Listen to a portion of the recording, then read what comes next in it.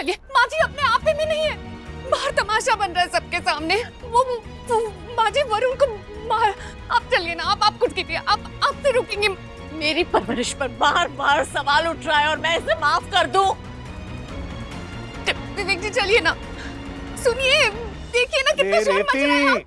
अरे तुम्हें तो खुश होना चाहिए ना। क्यों? अरे ऐश्वर्या ने इल्जाम लगाया था ना तुम पे, लो खुद का पति चोर निकला। अरे भुगतने तो। वरुण के बारे में नहीं, कम से कम अपनी माँ के बारे में तो सोचिए, क्या बीत रही होगी उन पे। अपने बेटे ने खुद के घर में चोरी की है। मैंने पूछा गुंजन के साथ क्या हुआ है दर्द जगदात्री? समझिए। अरे थोड़ा दर्द तो होगा ना, ऐसे निकम्मे बेटे को पैदा किया है। लक्ष्मी, लक्ष्मी, लक्ष्मी, बस करो, बस करो, बस करो। मेरी कोख में, मेरी परवरिश में एक चोर पला।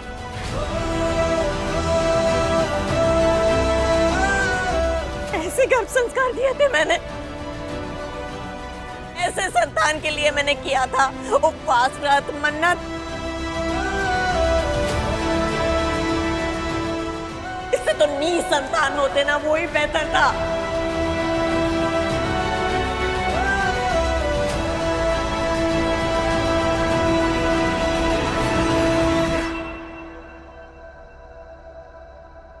तुम्हारी वजह से सबने ऐश्वर्या को गलत समझा, बेचारी रेवती पर इल्जाम लगा। पर गलत तो हमारा बेटा था, हमारा खून। और ये चुपचाप बैठा रहा, एक शब्द नहीं कहा, अपना गुनाह कबूल नहीं किया। शांत हो जाओ, शांत हो जाओ लक्ष्मी। मैं जानता हूँ जो कुछ हुआ है वो बहुत गलत हुआ है, लेकिन हम ही गलती ठीक करेंगे। हम माफी मांगेंगे ऐश्वर्या से, उसके घर जाके हाथ जोड़ेंगे उसके सामने। नहीं, हम माफी नहीं मांगेंगे, हरगिज़ माफी नहीं मांगेंगे।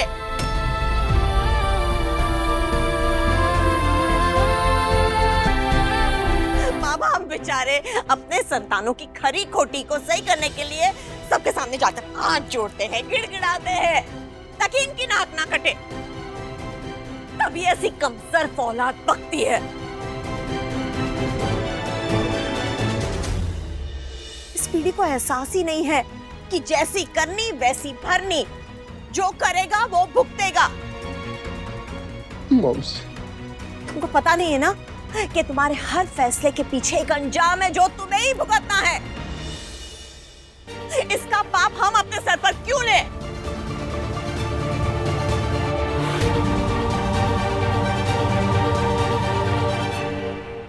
हे भगवान, अरे वो लोग कहीं बाहर जा रहे हैं। अब आप देखिए, कुछ तो कीजिए ना विवेक जी, प्लीज मेरे लिए। हेलो, क्या अर्जेंट है? हाँ मैं अभी आता हूँ। हाँ ठीक है, ठीक है, ठीक है। रेवती, ऑफिस के काम से ना मुझे जल्दी जाना होगा, अर्जेंट है। चलो।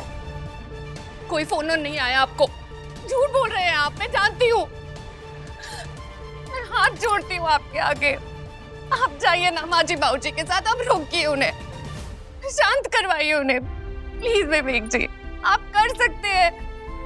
पता नहीं वो लोग कहाँ जा रहे हैं, आप देखिए ना।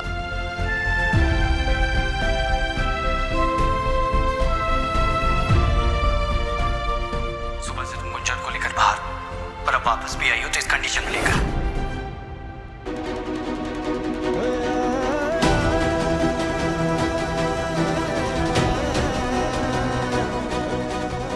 राजू, राजू, तू यहीं रुक, मैं आता हूँ घर से। बाबूजी, माँ जी कहाँ जा रही है? बेटा, उसकी ममता पर, उसकी परवरिश पर, उसके संस्कारों पर सवाल उठा। मैं जाके आता हूँ, मैं जानता हूँ वो कहाँ गई है।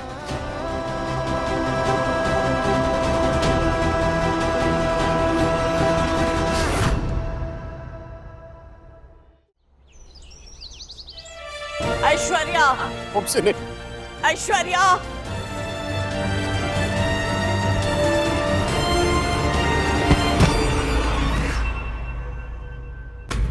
अरे क्या हुआ?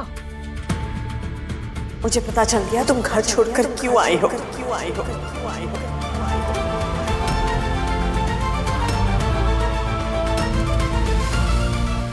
तुमने बिल्कुल सही किया, क्योंकि अगर तुम्हारी जगह पर मैं होती तो मैं भी ऐसा ही करती।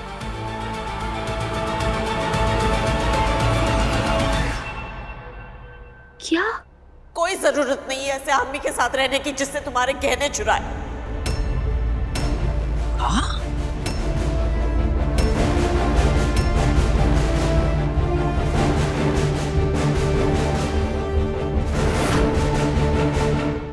जो अपनी पत्नी के स्त्री धन पर नजर बिगाड़े, लानत है ऐसे पति पर।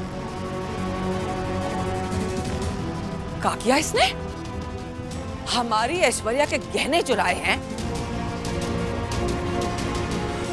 अरे इसने ठल्ले से और उम्मीद भी काटी जा सकती है। हम तो पहले ही कहे थे ये लड़का ठीक ना है। अरे इसकी तो परवरिश में ही खोट है।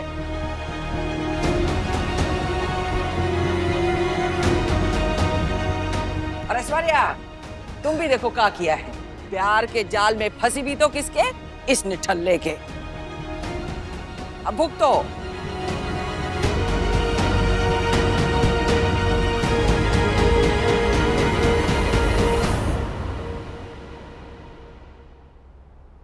सही कहा आपने अम्मा जी, हमारी परवरिश में कहीं खामी रह गई। आज हमारे बेटे ने ऐसा काम किया है कि शर्म से सर झुक गया है।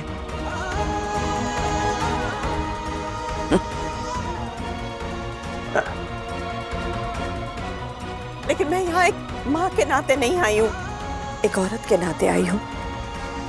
इसे बचाने नहीं, तुम्हारा साथ देने आई हूँ ऐश्वर्या।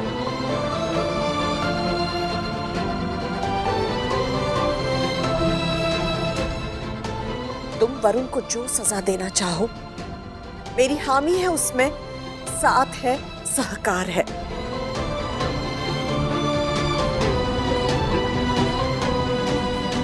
आज पत्नी बनकर मत सोचना, ना बहू बनकर, ना बेटी बनकर, एक स्त्री बनकर सोचना। सिर्फ और सिर्फ सही और गलत की तुलना करना और किसी रिश्ते को उसके आड़े मत आने देना।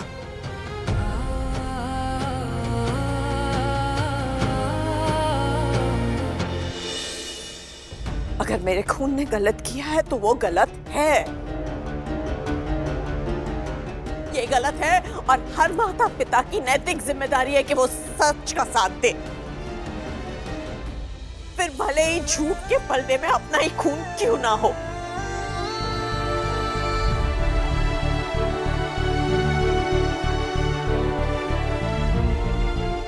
बेटा, आज तुम फैसला करोगे, जो तुम्हें सही लगे। इसे सजा देनी है, पुलिस के पास ले जाना है, इससे रिश्ता तोड़ना है, पैसे वसूलने या 2 चांटे देने हैं।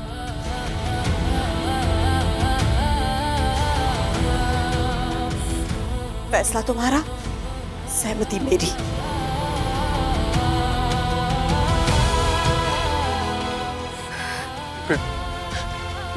प्लीज एक बार मुझे माफ कर दो, आगे से ऐसी कोई गलती नहीं करूंगा।